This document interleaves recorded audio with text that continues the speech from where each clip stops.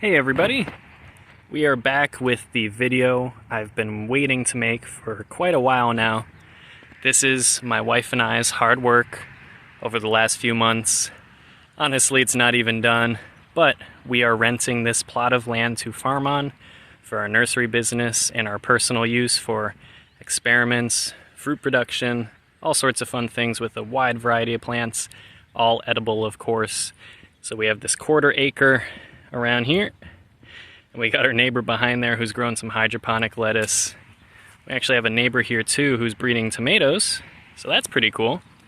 So we're in good company, but let me take you into the greenhouse where all the fun stuff is happening, and hopefully you guys can share in this excitement because this is a big step for us. So we come on in here and just see that as soon as you come in, we are greeted by some citrus trees in the back, this long garden bed, 19 feet of production space in here. Really cool. We have some Chinese pomelo cuttings from a branch that broke off at Stan's farm. Look at that Karaji. Is that gonna focus? There we go. Flowering already in here. It actually started flowering even when it was hitting the 30s at night. This yuzu is also covered in blooms and new growth. 10-degree tangerine, shakwasha. We actually have some Thomasvilles too. I also wanted to put them behind, but I'm going to have to find some to raise them because they're just a little too short.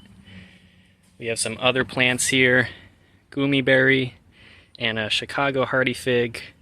We got that one as a gift, so I just potted it up right away. These are fabric pots. Good for the citrus in here. For good air circulation, they're all potted in a 5-1-1 mix with compost. And the in-ground ones are getting their own 50-50 of topsoil and compost. These fabric pots will make it so that because we are renting this land, we can eventually take these plants up and out and bring them to our future permanent location. Now you can see here, look at this huge strip. I think it's 105, 106 plants, something in that ballpark, all grafted out with different citrus varieties we got from both Stan and Herschel. Of course, the rootstock themselves are from Madison Citrus Nursery, so thank you again for those. And you can see already, look at that growth on rusk citrange. We have trifoliate orange fruit growing there. Dragon lime is growing and blooming. And there's another one up there. Really cool stuff all around here. If you could see this one, it's a little darker here. Citramon has some flowers going. US 812. I mean, we just have growth popping all over these with all the different varieties. Everything should be cold hardy here. We have some stuff we're pushing the zone with, like Karaji, shakwasha, I-Ching lemon, citrus of that like, which we may protect in the winter. But these are all going in those fabric pots and being planted out in the field here. So these will be mother trees for future propagation and fruit production. So we'll be able to produce fruit, seeds, budwood, and plants in the future, which will be really awesome. We can really scale up from where we are now. Speaking of fruit production, I was just seeing today, we got some tomatoes popping up. Yellow Florida Everglade, red Florida Everglade, and we have some goldenberry too that we're gonna try and grow here. That has not popped up yet. We've got all our fig cuttings doing great here. You can see some of which are grafted. We have Smith and Vertolino and lots of tasty ones that are grafted onto Atriano, which is a very fast-growing rootstock. But we'll be growing lots of Chicago hardy Celeste and some reliable ones for fruit production. Walking past here, we have Australian finger lime grafted onto Macrophylla. These are actually nursery plants I moved from the apartment. It was just getting a little crowded with stuff here, and now that we have this greenhouse, this is perfect. These are for sale. Once it gets just a little bit warmer, I'm going to list these on the website. So if anybody's looking for a Australian finger lime, these are green finger limes. Really tasty floral lime taste. We got a few fruit off of some of our bigger plants, and they're really good actually. Really fun. I mixed it into some rice and beans, and it gave a nice kind of lime bite to them. So those are grafted out plants ready to go. I don't know, anywhere between 10 and 20 inches tall. They kind of get a little floppy because they like to grow more into a bush than a tall tree, but we got those stored here. Right above them, US 942 in all of its glory. We have 4 big trees here, which we did take cuttings from. These were over 6 feet tall when I got them. And now you can see we got growth pushing out on these trees. So that's great. They're waking up inside here. Really excited to try the fruit from these, but these will also go out in the fields. They're a little too pointy. I feel like even if I kept one as a specimen in here, it would poke a hole in the greenhouse. Down here we got all sorts of exciting elderberries starting. A lot of these will be for the nursery, so we're propagating these in some water. But some of these here are also for our private collection, which we'll again use for mother plants, cuttings for future propagation, and fruit production. Also flower production, so this is a really versatile crop. And I don't know if you noticed, being in this greenhouse, it's really wet here. So elderberry will do good. Trifoliate rootstock is definitely good. Everything here is going to be mounded up, probably maybe 1 or 2 feet up above the ground in long rows, so we get better drainage. It does get better as it gets drier in the summer, and we're also on a slope, so we're planting the citrus further that way, where drainage is much better, whereas down here drainage is pretty poor. So I actually opted to put the greenhouse here, because I'd rather the greenhouse be kind of muddy and gross than lose all these valuable citrus if I switch them over further that way. So it was just a decision we ended up making, so we wouldn't have to subject any of the plants to these kinds of conditions unless they were the elderberry. But over here we have a whole lot of white pomegranate cuttings. We were able to do a service for someone. We pruned their tree for free, and we got all these cuttings in exchange. These are sur honor. Not sure if I'm saying that right, and just look at all those leaves and growth there. These are white Russian pomegranates, so sweet fruit, doesn't stain, not as tart, but really cool and really hardy as well. Right next to it, we also have Salavatsky, the red Russian pomegranate, which some of those are budding out as well. So excited to see here. We have a lot of free real estate too, where I could stick some more cuttings and seeds. Really, we're just trying to expand as much as we can and offer as many edible fruiting plants as possible. And in addition, we'll probably explore more native plants as well for those interested too. Now the exciting stuff here, we did spend a whole lot of money buying citrus seeds wholesale. We've previously done on a smaller scale to grow out large amounts of citramelo and trifoliate orange. We now have our own source trees back at home for both of those. But we did purchase X639, Sacaton, Swingle, Rangpur Lime, Yuzu, Taiwanica. These are seeds we already had from those trees, so Yuzu and trifoliate orange, Flying Dragon, and Rich 16-6 trifoliate orange. So these are all going to be thousands and thousands of seedlings here, which we will grow out for rootstock and simply for own root plants for people who want some tough, hardy citrus on their own roots, especially stuff like Taiwanica and Yuzu, which are good down to 5 or 10 degrees. I think those would do awesome on their own roots and grow some big, beautiful trees. So we'll be selling those similar seedling size to what I showed you guys in the last video. Somewhere in the ballpark of 6 to 8 inches is ideal. We also have Rangpur Lime, which is probably our least hardy offering. It's probably good to about 20 degrees, but it's one of the hardiest lime substitutes outside of limequat, which is harder to get bulk seed for, and I find they don't grow as vigorously and tough as the Rangpur Lime. So we're growing those out just to have a lime offering as well, or a lime-like offering. They're really more of a mandarin, but a sour mandarin that can be picked like a lime. So that's all cool stuff here. We do have some rubidoux cuttings growing here, and if you take a look at that, look at all that growth shooting off of those. Those are some happy cuttings there.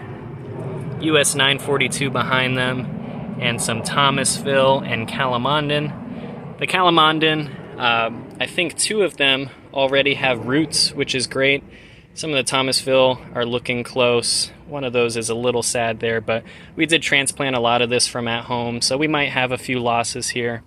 But what's great is a lot of these rubidoux cuttings are from these first and second year rootstock plants. So we get a lot of trifoliate cuttings off of these once we cut them down to allow the grafted portion to grow. And we don't like to waste, so we took all those cuttings that we cut off, well over 100 of them, and we were able to stick them in and root them. And we have some rooting at home. Basically, if you don't know already, trifoliate orange is very hard to root from a mature plant, but from young plants that are less than 5 years of age, they are much easier and root kind of like normal citrus, if not even a little faster. I might compare it to like a Meyer lemon in terms of rooting ease. These are definitely some tough plants, so we'll have some own root rubidoux. That's a very popular trifoliate orange selection. And all of this will be good for either rootstock or for growing out for fruit production in cold areas. It's not, of course, if you live in an area where you can grow stuff like yuzu, taiwanica, things that taste even better, then you might not want to bother with a trifoliate orange unless you're looking for rootstock. But if you live in a cold zone 7, zone 6, maybe even a warm zone 5, you can grow trifoliate orange, you can grow flying dragon, you can grow the different varieties we have here. They still make good ornamental plants, and the juice, contrary to popular belief, really isn't that bad. There is better, of course, it's not the best citrus. However, we found it made really good lemonade, it can make really good pie, you can make good jelly out of it. It's very good for processing, maybe just not eating fresh, especially since the rind itself is a bit bitter. But enough talk about the trifoliate. We got plenty of that growing on here. But that's a great look so you guys can see. We have citrandarin and citramello offerings in addition to what we have going on at home. We have all of these mother trees getting ready to be planted out, probably sometime in April or May. All these figs going too for the orchard. And I'm really excited for the produce side of things too. Also, just look at this. You could smell them and see them. Maybe even you smell it through the screen. Look at these beautiful goomy flowers there. This plant is happy and getting started. We might just let it produce a few fruit if it wants to. I'm a big fan of silverberry and the family that makes these types of fruits. So autumn olive, different silverberries, goomy. They're really quite tasty and definitely underrated. They're nitrogen fixers as well. This one's popping up too. And they're really good for interplanting. We might plant these in between some plants that we want to grow a little more vigorously because they do have nitrogen fixing nodules. So that is everything inside here, from elderberry to Thomasville and all these different annual and perennial stuff. I'm really excited too to see these citrus trees. The idea is they'll kind of grow up in this kind of hoop arch area, and then we will have some fruit and flowers and all sorts of stuff hanging over here in this unused space while all these seedlings are growing. So it's really going to be a beautiful look in here once everything is really going. We're getting some solar fans to hang up in here because it gets very humid and hot, so that will help address some of those problems. We'll just take you guys back out. So this is our nice little hoop. Just one last thing too, this is a very affordable hoop house for those looking into them. It's made by Vivor. So it's a kit that you build, and you can get the wiggle wire as a separate kit and drill it straight into these rails, and that helps you secure a better plastic film. We opted for Farm Plastic Supply. I forget if it's 3 mil or 6 mil. I'm not too sure, but we got some really good plastic to put on there because the stuff they included was not too great. It'd probably degrade after a year. So we put some nice zippers on that, and you could tell there's an airplane in the sky in case you can't hear me. You could tell we also lined this side with barrels. These are 55-gallon barrels, each filled with water pretty much all the way to the top. And these have been amazing. Here in North Carolina, in our zone, these kept this greenhouse from freezing when temperatures were as low as, I want to say, 21 to 23 degrees. We hit those kind of lows, and we don't hit them for long, and we tend to have a lot more sun, but it kept here not only above freezing, but generally close to 40 degrees on those really cold nights, which is amazing. I didn't even have to use our propane heater once. So Really happy with the water barrels, and that will help regulate temperatures in the summer as well. And I forgot we got these out here, which we can finish with these. We got even more trifoliate orange out here. These were plants we kind of just moved over here. Again, we were running out of space with all the other stuff we have growing. But these are really good rootstock. We have kind of smaller size ones, 8 to 12 inches and skinnier. A medium size, maybe 12 to 18 or 20 inches tall. And then the large size is similarly as tall, but definitely a bit thicker. So if any of you guys need some affordable rootstock material, we are listing these on the website in bundles of 2. We try and always make sure shipping is free as well. But these would be great. Even if you just want to grow them out for the fruit and for the ornamental beauty, by all means, feel free. We always include an extra just because we appreciate the support. But we got those guys out here. Some of those should get off to a really strong start. They're shipped bare root and pruned to fit in a 20-inch box. So that's just those we have healed in at the moment. Pretty cool to see that huge hoop house in the background. It is 100 feet long. It dwarfs our little 20-foot guy here, but he's gonna get some work done. And I think that is just about everything to show you guys today. So I hope you enjoyed this little walkthrough, some rambling about the different stuff we have growing inside there. And there is lots to come in the future. So stay tuned, and we'll see you guys next time when we have some more interesting stuff growing inside there.